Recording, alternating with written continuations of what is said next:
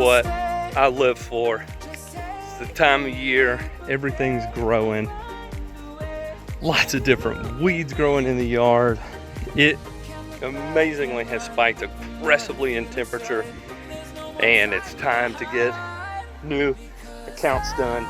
They're gonna need the most amount of work this year. Look at that. Isn't it great? Love it. I love it, I love it, I love it.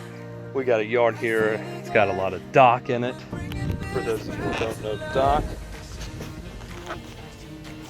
this right here is curly dock. This right here is going to be the start of some hen bit. It's time to smoke it if you got it. So today, 16 ounces of triclopyr, 64 ounces of 3-way, running 1 gallon to the acre of RGS. We're running 1900 ammonium sulfate, and we're putting down 0.65 roughly pounds of active ingredient of prodiamine, and this is gonna smoke some stuff. So, you know, when I see this, everybody is probably gonna ask, what about those bare spots? What about those bare spots? If you don't know what I'm talking about, let me show you.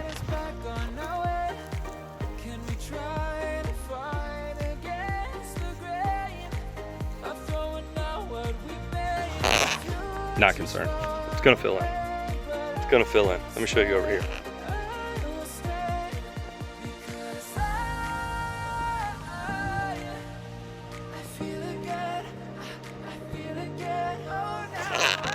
So as long as they don't continue to drive over the yard, that's gonna fill in. I'll update you as the year goes on, how this one turns out. But after today, see a pretty nice looking yard here in a few weeks. All right, on to the next one. We never quite could forget. That yard is greener than mine. Unacceptable. Gotta love days like this. Windy. Zoysia grass. This is a new hybrid zoysia grass called Volunteer Zoysia. A local guy here produces it. Basically, he took the crop of zoysia that survived a really, really hard winter and propagated it. He calls it Volunteer Zoysia. We had a winter where we got down to 2 degrees. I would expect winter kill in fine-bladed zoysia. Look out across here. For the most part, this is a golden bronzy. If we look in and out through here, you know, some dark patches here, some up here, you know, maybe up here on the crest of this ridge there is some.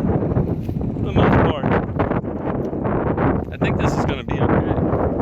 No real major concerns. This is one area right here from about this crest back to get to the fescue line. A little concerned with, a little dark in there. You know, this way I can't do my hand motion the right direction. That way. So I don't know. What's really interesting, let me show you the soil composition that this is grown on. Soil like that? It's like this layer of just bedrock that exists at the soil surface, and then it works its way into this really interesting loamy clay. It's not like super impenetrable clay. It's just real loamy, almost sandy. It's as if the sediment from all this slate has just slowly broken down and deposited into this clay. Well, the soil sample looked pretty normal, but it's just really interesting soil. I've never seen it just form this layer of it. I mean, it's the consistency of seashells, and then if you look at it, it's just, look at that. That is amazing. And it exists everywhere. And when I was out here the first time, it was all over the place. I take you into these fescue areas here where he sowed all this fescue just for erosion purposes. And it's just so much of the same. And it's supporting plant life. And the fescue's growing in it. It just has all this rock. It just breaks apart. It's amazing, it's flagstone. So,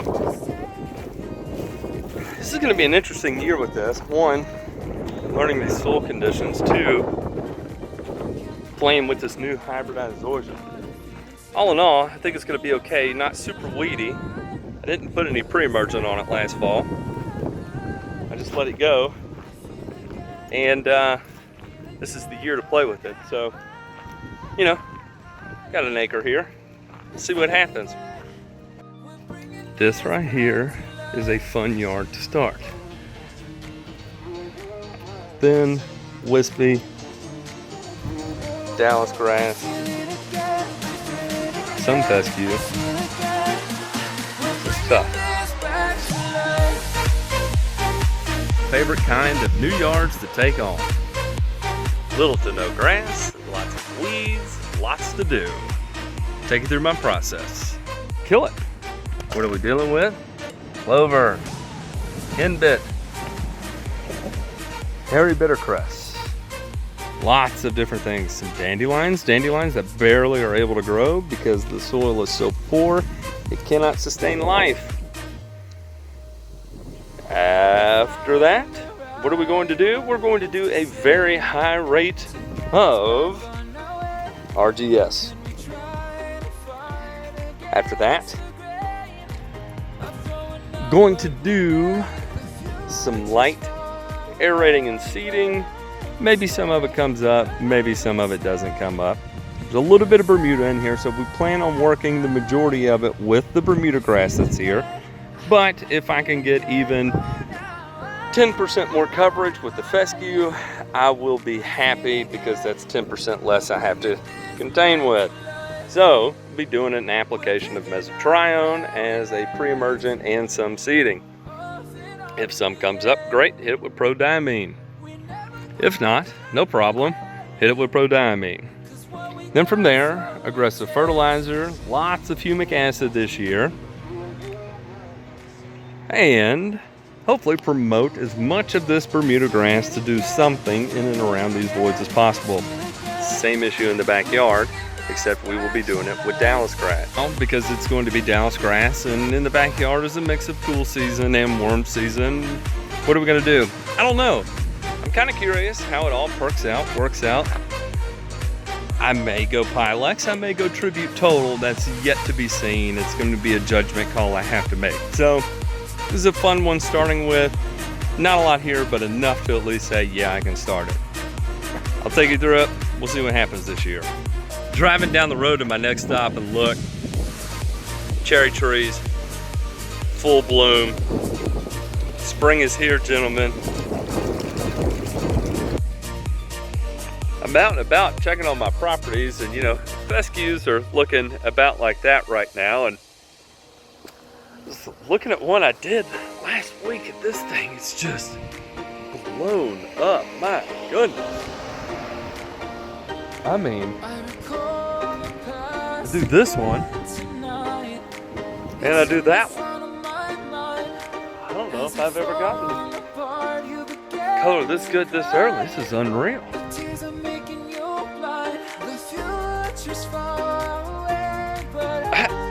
I don't know what to... Look at that. What is going on?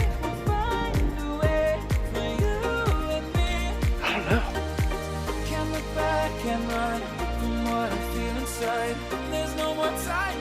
So I said the weeds were coming. The weeds have come. And they are exploding right now. So I'm pretty sure most everybody in the eastern side of the United States has been going through this incredible heat wave that we're all experiencing. And you know, we got up to 80 degrees, 82 degrees the last few days. It put cherry trees into full bloom. Everything is just going ham right now as far as the grass is concerned. I mean, fescue is exploding out of the ground. You see my fescue right here is super greened up all of a sudden. It went from dormant to super green. The other thing I wanted to talk about is how weird of a season this is going to be. Here we are already in February, and dealing with 80 degrees. I mean, this is record-breaking weather we're dealing with here. In fact, look, this is Bermuda grass that is turning green. You can see that there. I've never seen Bermuda grass turn green in February in Knoxville since I've been here. This is going to be an odd year. As wet as it has been, the temperature spikes that we are seeing. One thing to keep in mind, you cool season guys that are going through something similar, pay attention to your fertilizer rates. It's going to be really tempting to go out there and really slam your yards hard with a lot of nitrogen to get them to flush out because they have all that dormant grass in there. With the temperatures we're facing, nitrogen requirements are not going to be that great to pull your lawn out of dormancy. If it does require it, there's an underlying issue at hand. If it's not, if you don't have underlying issues, then you should be able to go out realistically right now with a ½ pound to N and blow up a yard.